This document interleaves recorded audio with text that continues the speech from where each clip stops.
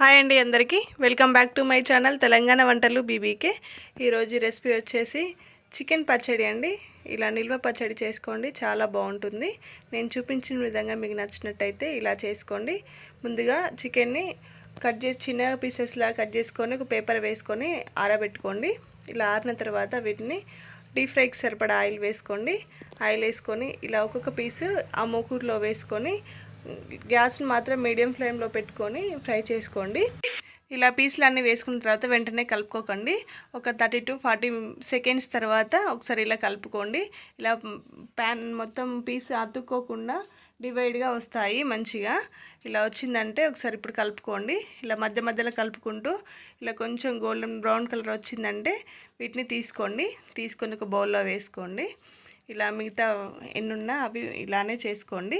ఇలా చేసుకొని ఇప్పుడు ఒక బౌల్ తీసుకొని 2 కప్పుల ఎండుకారం వేసుకోండి.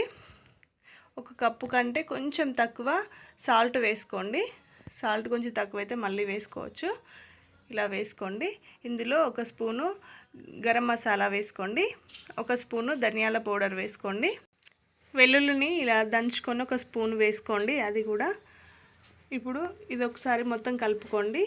ఈ ఉప్పు కారం మసాలాలు ఒకసారి కలిసేటట్టు కలిపి పెట్టుకోండి. ఇప్పుడు గ్యాస్ మీద ఒక ప్యాన్ పెట్టుకోండి. అందులో ఆయిల్ కొంచెం ఎక్కువ వేసుకోండి పోపు కోసం. ఇలా ఆయిల్ హీట్ అయిన తర్వాత 1 స్పూను జీలకర్ర వేసుకోండి. ఒక 3-4 ఎండుమిర్చిని ఇలా చిన్నగా కట్ చేసుకొని వేసుకోండి. ఇందులో వెల్లుల్లిని ఇలా దంచుకొని వేసుకోండి. కొంచెం పోపులో ఇది వేసుకున్నదంటే గ్యాస్ ఆఫ్ చేసుకోండి. ఇప్పుడు పోపులో కూడా కొంచెం గరం మసాలా వేసుకోండి. ఇది చల్లారనివ్వండి. ఇప్పుడు ముందుగా కలిపెట్టుకున్న ఉప్పు కారం మసాలాలోకి చికెన్ పీసెస్ని వేసుకొని ఆ ఉప్పు కారం అనేది వీటికి పట్టేటట్టుగా కలిపెట్టుకోండి. ఇది కలుపుకున్న తర్వాత ముందుగా మనం పోపు వేసుకున్న ఆయిల్ను ఇందులో వేసుకొని ఒకసారి మొత్తం కలుపుకొని ఇందులోనే 1 స్పూను నిమ్మరసం వేసుకొని కలుపుకోండి. టేస్ట్ మాత్రం చాలా చాలా బాగుంటుందండి.